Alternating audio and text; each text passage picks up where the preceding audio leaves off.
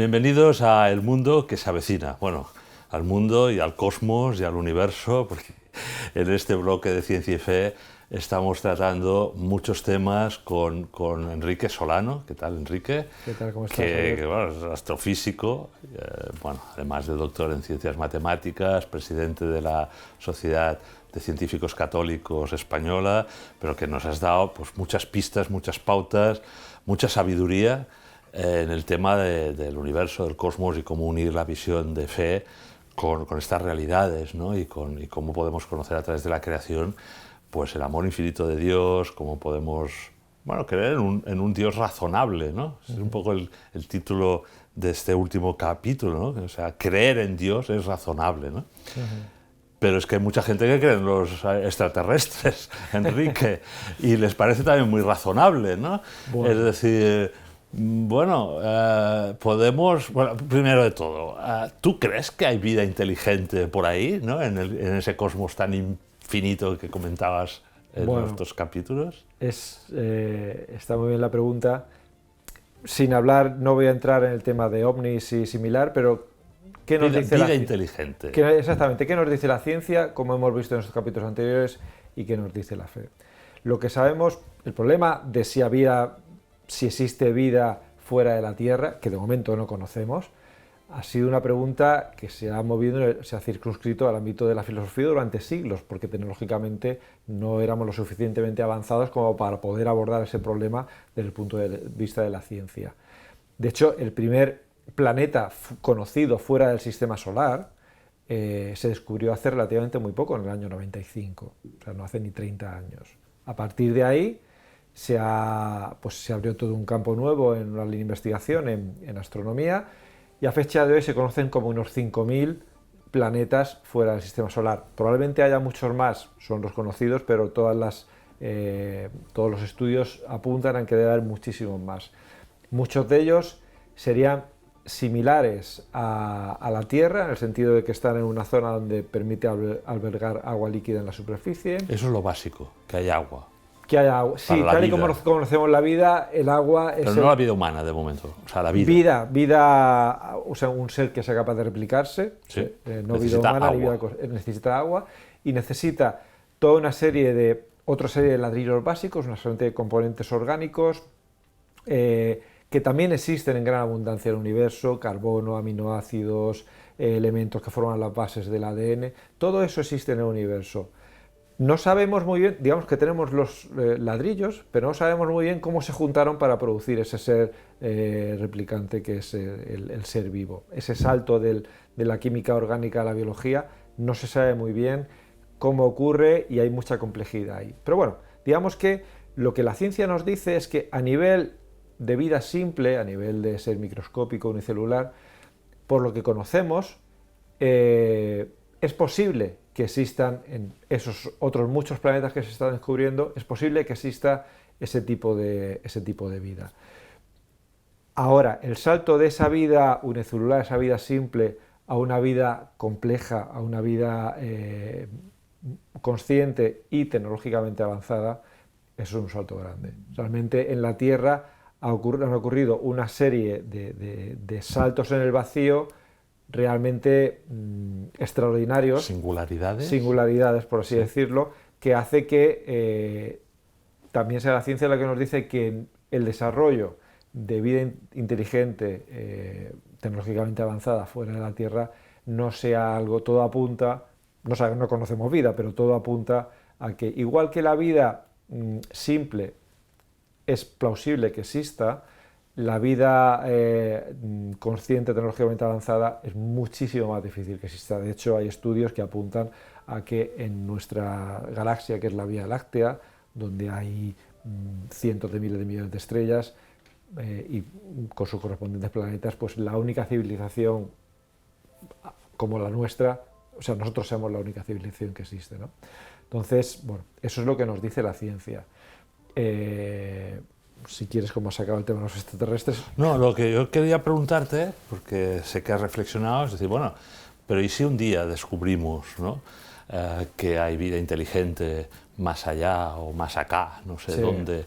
Eso a la teología cristiana, a nuestra visión como creyentes católicos, ¿nos movería todos los cimientos o no?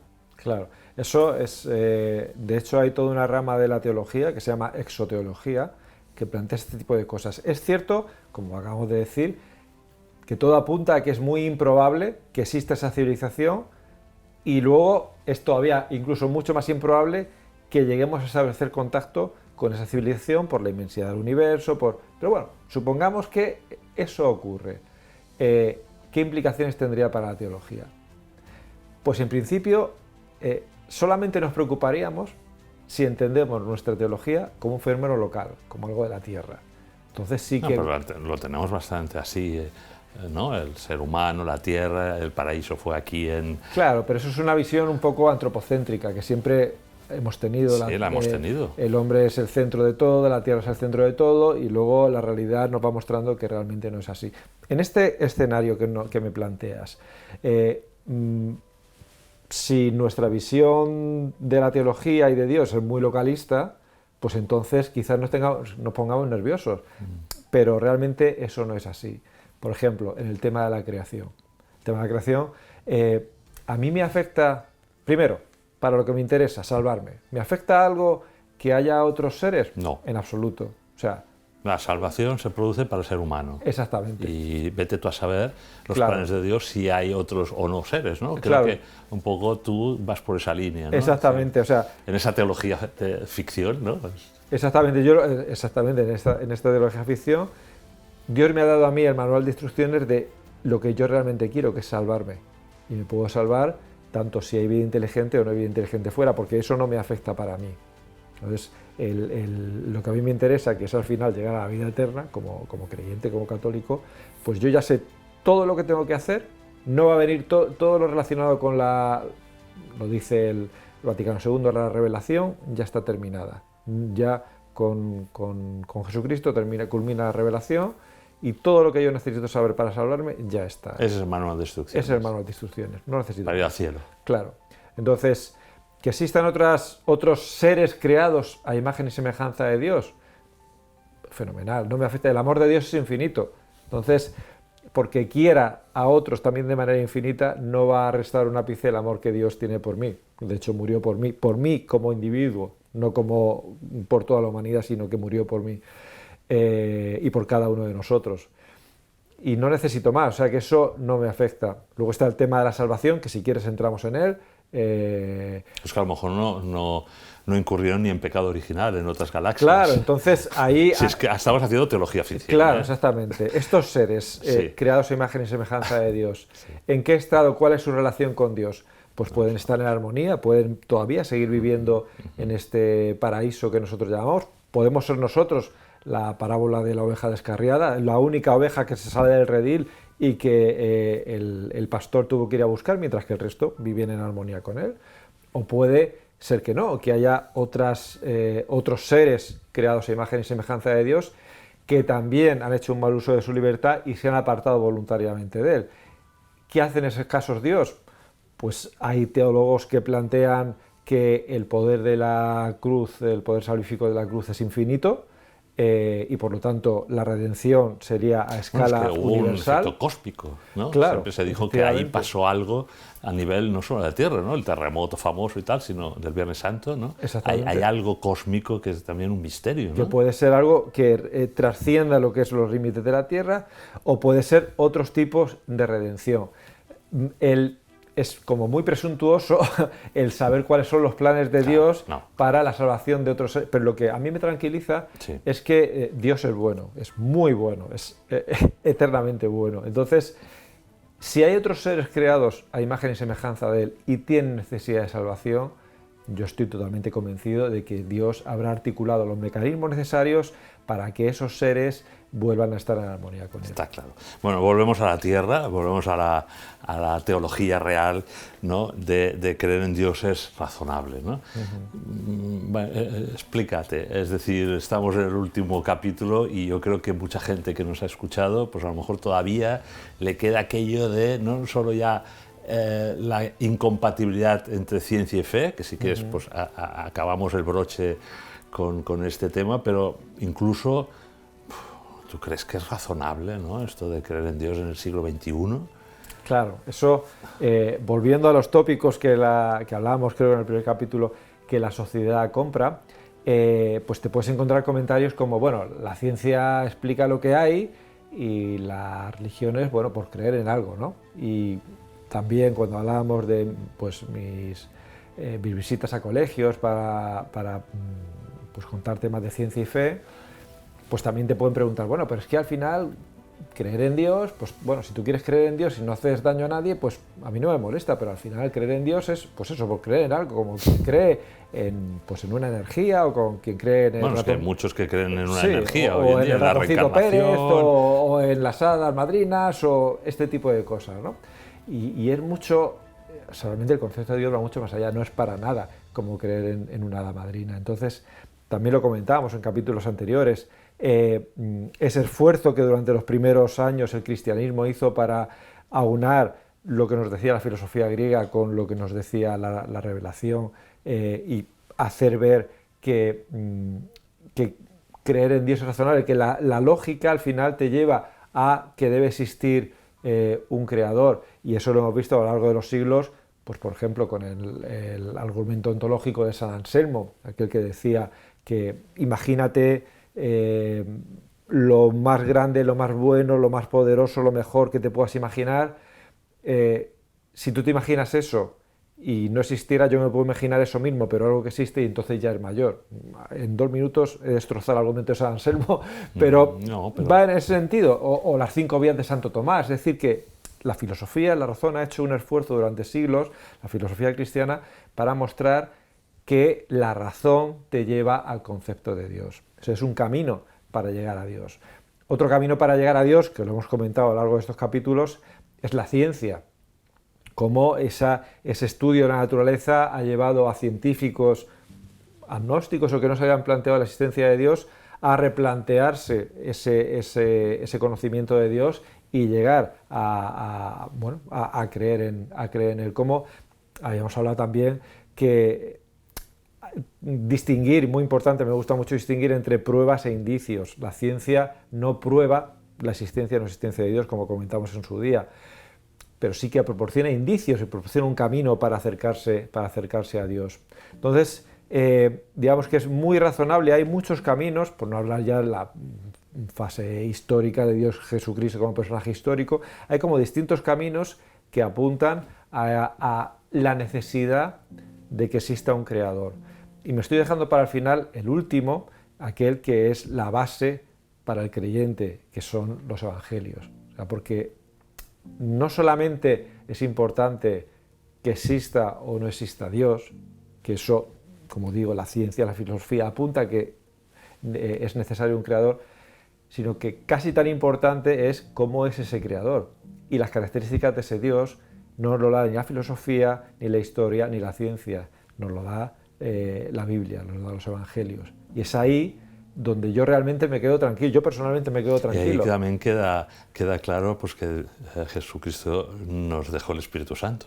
Claro, porque, claro, o sea, el don de ciencia, el don de entendimiento, exactamente, ¿no? Digo yo, ahí hay un papel muy importante. Entonces ahí digamos que te aclara muchas cosas, primero porque sabes cómo es Dios. Entonces si quieres saber cómo es Dios, de todos los evangelios, yo personalmente me voy a San Lucas en la parábola del hijo pródigo. Dice, ahí es Dios. Dios es un padre amoroso, el cual tú puedes separarte de él, pero a poco que te gires un poquito hacia él, sale corriendo, te da un abrazo y hace una fiesta. Y eso a mí, personalmente, me tranquiliza mucho saber que Dios es eso. Dios existe y Dios nos quiere. Y Dios nos quiere, nos ama. y nos quiere y nos va a seguir queriendo siempre. Y eso te da una tranquilidad. Y luego, el propio Dios nos dijo, no os voy a dejar solo, voy a estar con vosotros hasta el último día de vuestra vida, y nos manda el Espíritu Santo. Entonces, es esa parte, si bien ciencia, filosofía, historia nos apuntan a un creador, el saber cómo es ese creador, a mí personalmente es lo que más confianza y más tranquilidad me da, porque dice, bueno, si es que prácticamente no me tengo que preocupar de nada, solamente tengo que seguir el camino que tengo que seguir. Y eso se conoce a través de la mente y a través del corazón, ¿no? Sí. Y a través de los sacramentos, y a través de la gracia, y a través de esa inspiración del Espíritu Santo, ¿no? O sea, aquí la ciencia, bueno, sí, por lado de la mente y razón, ¿no? Sí, pero al final el toque de gracia es la gracia, ¿no? Claro, es teología de la naturaleza, teología revelada. Entonces esa parte que al final, pues eso, la fe es una gracia que te concede Dios. Y la gracia santificante, que es esa gran energía, ¿no? Como decía Einstein también, el amor, ¿no? Que es esa gran energía del universo, ¿no? Que no sabemos medir, que los científicos un poco... No sé si conoces aquella carta a su hija, que no sabemos si es verdad o no, ¿no? De Einstein, ¿no? Cuando dice, bueno, sí, la ley de la gravedad, la ley de tal, ¿no? La que los científicos consideran las más importantes, ¿no? Pero es que hay una fuerza en el universo, ¿no?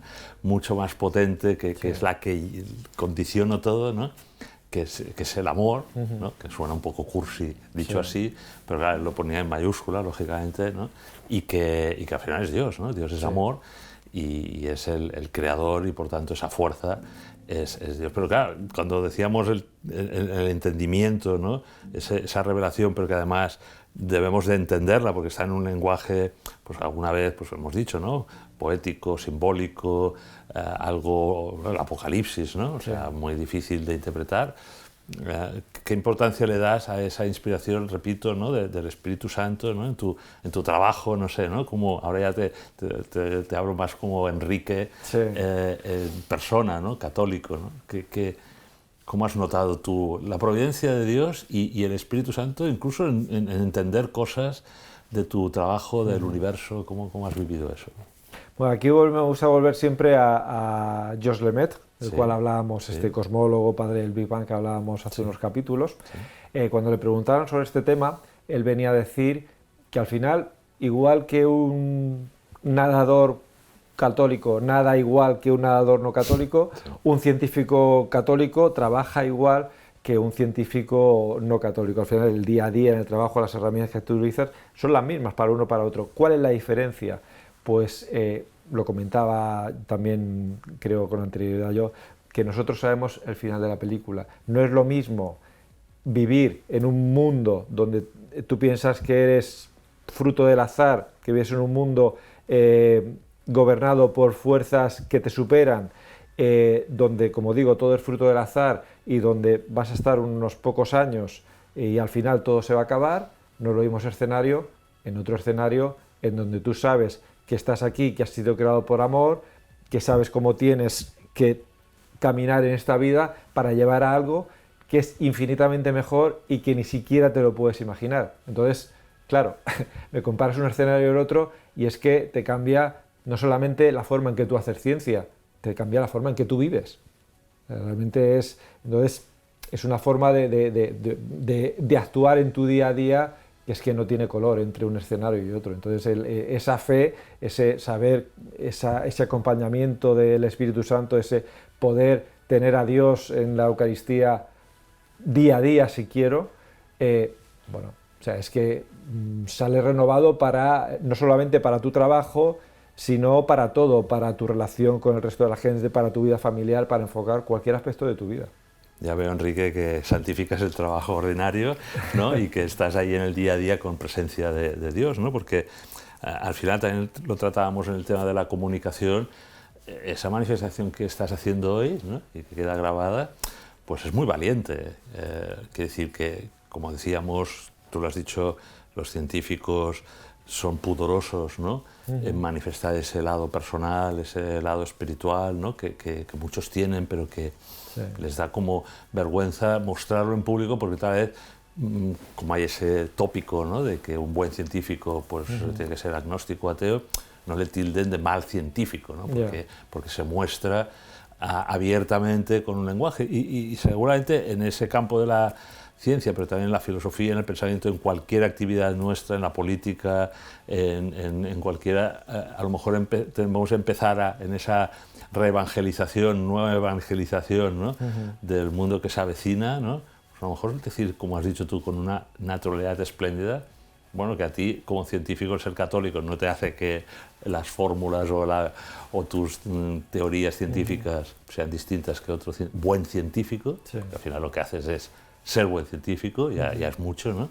Pero que en cambio sí que tienes esa esperanza, ese sentido, ¿no? de lo que haces, de tu trabajo, ¿verdad? Y que esa es un poco la apuesta por manifestarlo a la sociedad, ¿no? No sé cómo... ¿sí? Efectivamente, yo creo que la palabra clave tú lo has dicho, que es naturalidad. O sea, decía San Juan Pablo II que la fe no se impone, sino que se propone. Y un poco es eso. Yo, al final, pues, de forma natural hago mi trabajo siendo católico y al final es lo que, a lo largo de cualquier actividad, yo por lo menos personalmente pienso que el católico debe plantearse el día a día como una serie de actividades que uno realiza para dar gloria a Dios.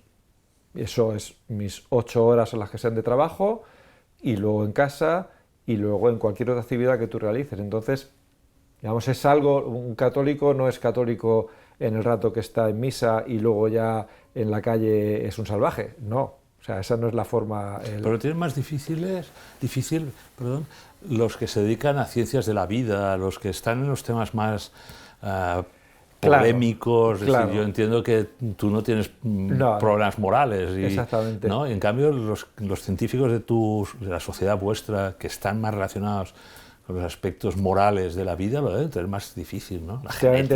Es un colectivo de científicos que efectivamente puede encontrarse con problemas éticos en el día a día, sí. de participar en proyectos, incluso de que pueda verse cortada su carrera científica por negarse a participar en determinadas o manifestarse, como decíamos claramente desde la doctrina de claro, católica, pero yo creo, ¿no? que eso no, o sea, eso es así y es cierto, y de hecho conozco casos de que no es mi caso afortunadamente porque, bueno, estudio el universo. Bueno, tú explicaste en otro capítulo el Comité Bioético de España ante leyes como la del aborto, la ley trans, la ley de la eutanasia, donde manifestarse en un comité de bioética con los principios de la fe católica es complicado, ¿no? Pero yo creo que no es solo, es un problema que está y que se le presenta al católico, pero en el caso de la ciencia, en estos temas se da, pero ahora mismo cuando estás hablando estaba pensando, por ejemplo, en el caso de la economía. En el mundo de la empresa, la gente, un católico empresario o un católico trabajador, se puede encontrar con infinidad de escenarios en donde dice, mira, yo por aquí no paso, porque esto va en contra de la doctrina social de la Iglesia, porque esto va en contra de lo que me dice la